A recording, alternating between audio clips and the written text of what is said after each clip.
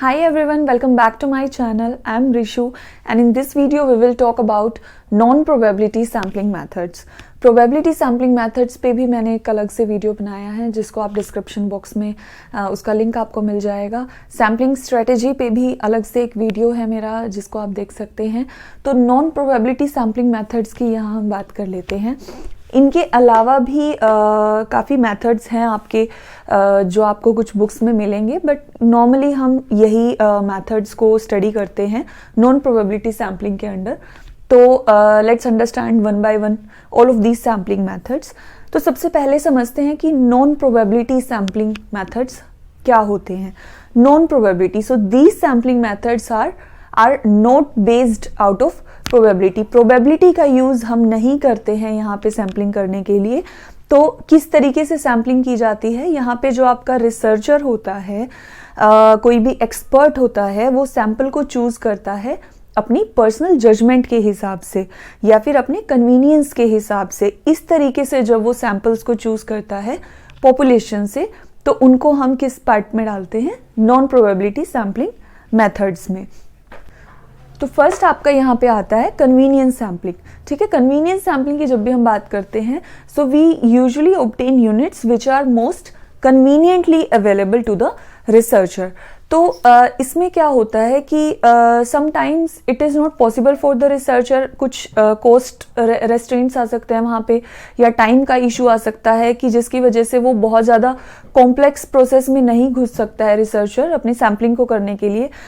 So what he chooses is he simply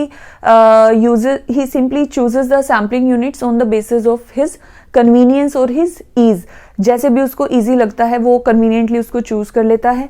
जैसे कि suppose अगर मैं पूरी इंडिया की मेरी population है और मुझे उसको study करना है, तो उसके लिए it is not possible for me और it would take much time for me if I visit West Bengal या मैं केरला, हर जगह अलग अलग जाके स्टडी करूं. तो मैं सिंपली दिल्ली एनसीआर जो भी मेरे नियर बाय एरियाज़ हैं उन सभी को अपनी रिसर्च के लिए कंसिडर कर लेती हूँ. तो वो एक आपका एग्जाम्पल है कन्वीनियंट सैम्पलिंग का.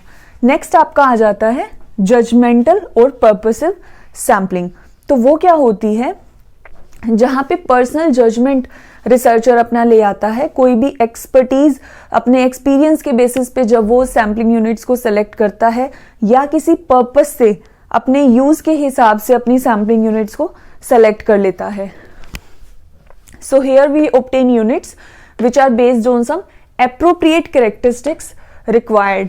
जो भी कैरेक्टरिस्टिक्स रिसर्चर को चाहिए हैं अपनी सैम्पलिंग यूनिट्स में, जैसे कि इसका आपको एक बहुत ही क्विक सिंपल एग्जांपल देती हूँ. जैसे कि एक स्कूल है, उसमें मैनेजमेंट टीम ने सभी क्लास इंचार्जेस को बोला है कि वो अपनी अपनी क्लासेस से 5 स्टूडेंट्स को भेजें जो कि रिप्रेजेंट करेंगे उनकी पूरी क्लासेस को.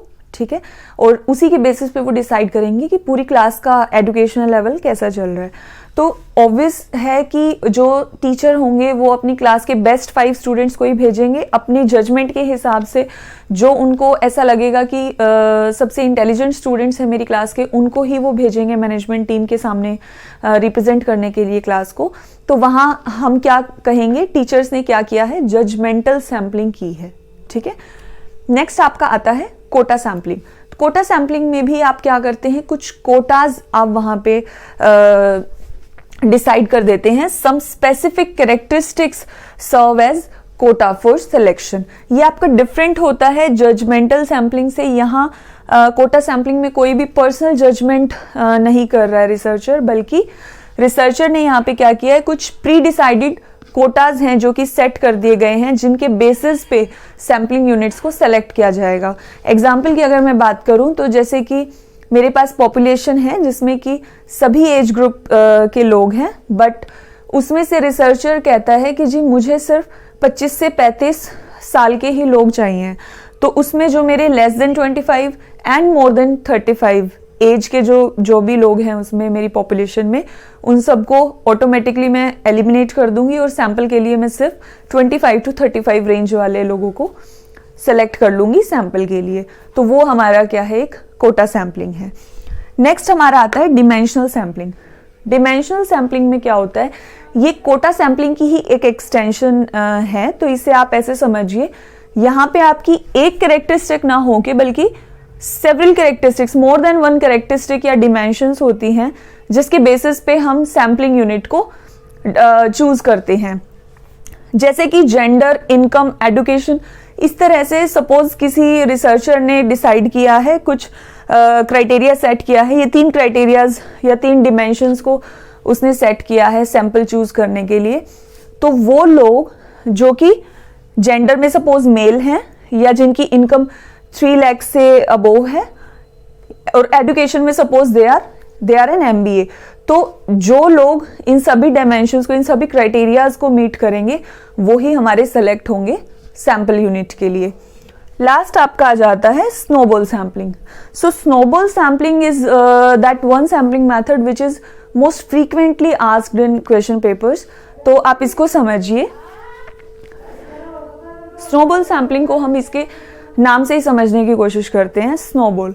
तो स्नोबॉल बेसिकली क्या होता है कि जब भी आप किसी हिली एरियाज पे जाएंगे या किसी स्नो पार्क में सपोज हम गए हैं, तो वहाँ हम क्या करते हैं कि किसी ऊंचाई से, किसी हिल से मैं एक स्नो का एक मैं बॉल बनाऊंगी, एक बर्फ का गोला बनाऊंगी और उसको मैं ऊंचाई से फेंकूंगी, तो वो रोल करता हुआ जाएगा और बर्फ उस पर लिपटती जाएगी और नीचे जाके वो एक बड़ा बर्फ का गोला बन जाएगा। उसका जो उसका रेडियस है वो बढ़ जाएगा। ठीक है, तो ऐसे ही हमारा स्नोबॉल सैम्पलिंग वर्क करेगा। इसमें हम क्या करते हैं, इसको भी मैं एक एग्जाम्पल के साथ आपको समझाती हूँ। जैसे कि यस, अगर सपोज आपको ऐसे लोग चाहिए, स्नोबॉल सैम्पलिंग हम वहाँ करते हैं जहाँ आपकी पॉपुलेशन रेयर होती है, आपको लोग इजीली मिलते नहीं हैं। ठीक है, इसका एग्जाम्पल ये है कि सपोज मुझे ऐसे लोग चाहिए जिनकी एजुकेशनल क्वालिफिकेशन में they are CA and CFA also. ठीक है, और उनके साथ साथ, इसके साथ साथ उनके पास 20+ ईयर्स ऑफ वर्किंग एक्सपीरियंस भी होना चाहिए। So now it is very difficult for me to find some people, say 100 people जिनकी एजुकेशनल क्वालिफिकेशन भी हो, उस टाइम में उन्होंने CA CFA भी की हो और उनका इतना वर्किंग एक्सपीरियंस भी हो। तो मैं इसके लिए क्या करूंगी, स्नोबॉल सैम्पलिंग टेक्निक को मैंने यूज किया, wherein initial respondents are selected by probability method। अब मैंने क्या किया कि naukri.com से सपोज मैंने कोई भी 10 ऐसे लोग निकाल लिए जिनकी ये क्राइटेरियाज जो मीट कर रहे हैं, और उसके बाद में क्या करूंगी, मैं उन 10 लोगों को बोलूंगी कि आप मुझे अपने रेफरेंसेस ला के दीजिए, आप मुझे फर्दर 10 ऐसे लोग ला के दीजिए जो कि इसी क्राइटेरिया को मीट करते हैं। So after choosing those initial respondents, additional respondents are obtained through referrals। तो यहाँ पे जो है आपका 2 स्टेज में सैम्पलिंग होती है। पहले आपने किसी भी नॉर्मल मेथड से थोड़े से रिस्पोंडेंट्स को चूज किया और उसके बाद उन्हीं से रेफरेंसेस मांग के ऐड ऑन कर लिया और अपनी सैम्पलिंग यूनिट्स को बढ़ा लिया। तो ये सभी आपके नॉन प्रोबेबिलिटी सैम्पलिंग मेथड्स थे। If you found this video informative, so please like, comment and share with your friends and do subscribe my channel. Thanks for watching this video.